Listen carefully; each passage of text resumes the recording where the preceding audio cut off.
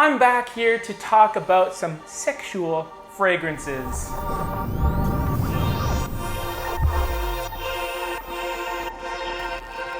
The ROYL Flush is a segment where I combined a bunch of royal rushes into one video. If you recall the video I did with Lesley, it was a Michel Germain Sexual battle where I had 4 fragrances and Lesley picked her favorite of the bunch. But I also mentioned that I wanted to talk about these fragrances in a little more detail, so I can give you my personal insight and hopefully it'll help you judge whether or not you should buy any of these fragrances. The first one we're going to look at is Sexual Paris. Sexual Paris is interesting because its main note is a Mandarin champagne, but I feel like the booziness only comes from the perfumer's alcohol. The champagne accord gives the fruity opening a little bit of a bitter quality, but honestly, it does smell a bit like a Paco Rabanne fragrance. Like when I smelled this out of the bottle, I was like, oh yeah, Invictus. Oh wait, 1 million. No, Invictus. Kind of smells like a Paco Rabanne fragrance when you first put it on. But when the fragrance starts to dry down, it gets a little bit spicy with cardamom and pretty green to my nose. I get quite a bit of patchouli and even some pine, some fir resin. That's what really makes this fragrance unique to my nose because it isn't an Invictus clone. It changes to a more mature green fragrance, which an older gentleman may appreciate. Performance is pretty mediocre on my skin, to be completely honest. I get 2 hours of noticeable projection, but longevity is maybe 4 to 5 hours. In my battle video, Paris battled against Paris Tendre, which is a flanker of Paris, but doesn't have very many similarities. It's slated to have that champagne opening, but again, this one is fruity. Unlike Paris, however, there isn't that bitterness that I detected. It is bergamot heavy, so it is citrusy, fresh, very contemporary, and the sour bergamot is balanced with white pepper, not an abrasive sharp black pepper, and there is even a touch of star anise, which again helps make it a little more sophisticated rather than just a juvenile high school scent. In the fragrance's dry down, it does get a bit of Paris's patchouli, but it also has some nice musk to it, and even a plasticky leather type of quality. Sounds kind of bad, but it's just a non-animalic leather. Performance on my skin with Paris Tendre is very good, believe it or not. Projection is decent for 3 hours. Longevity, however, 8 hours. This is a full day fragrance, which is awesome considering how fresh it is. And it has that fruitiness in the beginning that persists for several hours.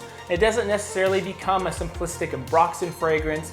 It has a lot of nuance in its fruitiness. The next one I want to look at is Sexual Noir pour Homme. This is one of their newer fragrances, and you can guess it's a fragrance that's supposed to be worn at nighttime. While Paris had a bit of an Invictus vibe, Paris Tendre had kind of a Dylan Blue-like accord. It has cardamom, so does it smell like La Nuit de l'Homme? Not really. Sexual Noir to me is one of those honey tobacco fragrances that has a bit of soft cardamom and a bit of tonka bean, I suppose, which gives it a lot of Armani Code's DNA. This is not an Armani Code clone. What makes it interesting is its heavy use of lavender. It has a Prada Luna Rosa soapy lavender that gives this fragrance a lot of versatility. This is Prada Luna Rosa Code. It's an Armani Code that you can wear as a signature scent. You can wear in the office year-round, but that's also partially due to the fact that it doesn't perform very well. Longevity on my skin is decent. I get about 6 hours, but the projection never radiates beyond an arm's length on my skin. I don't know, which is kind of a letdown because I do like the Armani Code DNA. And last but not least,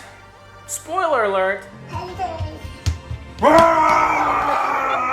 this may or may not have been Lesley's favorite. Sexual pour Homme is, in my mind, the most complex of these 4 fragrances, and it's the oldest too. It originally came out in 1997. That is over 20 years old. It has a very classic flair with its herbal lavender opening. It has basil and petitgrain and an underlying melon sweetness, like cantaloupe or honeydew. In the middle, that lovely fruitiness becomes floral. It has gardenia that starts to come out pretty heavily, and the dry down It's a great, sweet sandalwood. The reviews that I've seen on this fragrance say that the performance is not that good. I get excellent performance with this one in particular. It does last to me the entire day. I get 7 to 8 hours of longevity. So I told you a little bit about each of these fragrances. If you guys did watch my Royal Rumble, you will know that these fragrances were all sent to me for free, and the company even gave me a coupon code. Now, before you go and use that coupon code, there is a disclaimer I want to give you guys. I want to tell you which fragrances that I would purchase right now. First one up, Sexual Paris. Should you buy this? No. It's not because it smells kind of like Invictus. I used to wear Invictus quite a bit growing up, and I'm not above wearing a Paco Rabanne fragrance. It's the dry down that really weirds me out. The thing that differentiates this from Invictus really is quite strange. The transition is pretty unnatural, and it's not something that I want to wear or smell on myself. This is the fragrance in the video that I had to ask Lesley twice if she liked it. But the other three, yeah, definitely. Even this one? Yeah. What? I could see people liking this and wearing this, but man, it's not for me at all. Next up, we have Sexual Paris Tendre. Is this bottle worthy? No.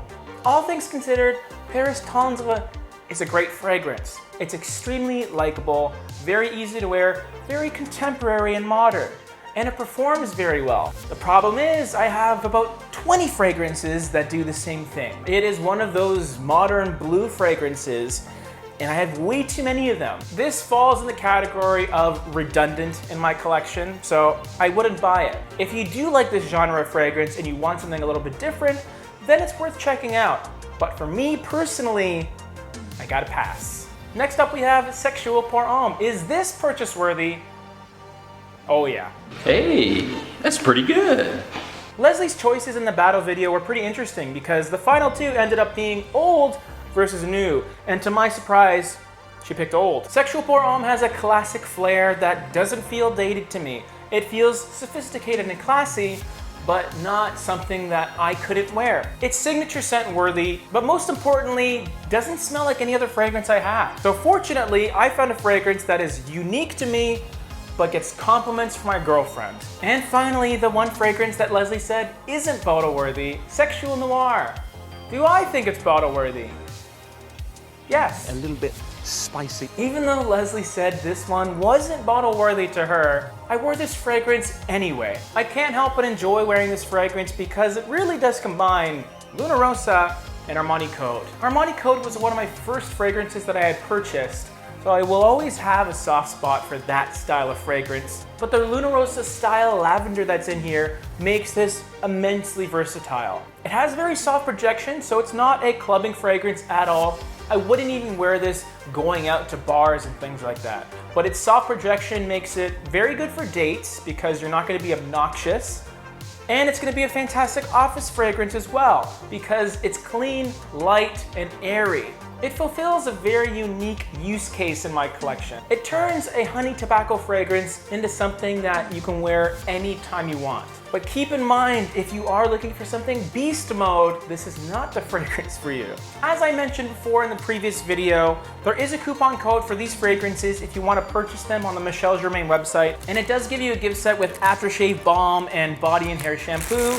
But my personal favorite are the 3 sexual soap on a ropes. I plan to be using them on the ship because soap is slippery. Now, I was a good boy and did some research on other places you can find these fragrances, and sure enough, the gray market has Michel Germain fragrances. Now, it's always a good idea to shop around and find a fragrance that suits your budget. But if you're having trouble finding the fragrances that you want, and you think this gift set's pretty cool, and you want to help out J-ROYL a bit, then the coupon code is there for your use. If you have any questions on these 4 fragrances specifically, please let me know in the comment section below. But that's just my opinion, guys.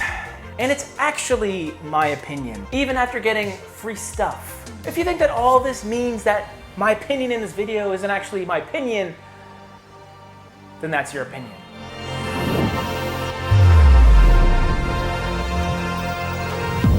If you want to check out more J-ROYL content, you can check the boxes right here. And if you missed the Lesley Sexual Michel Germain Royal Rumble, it's right there too.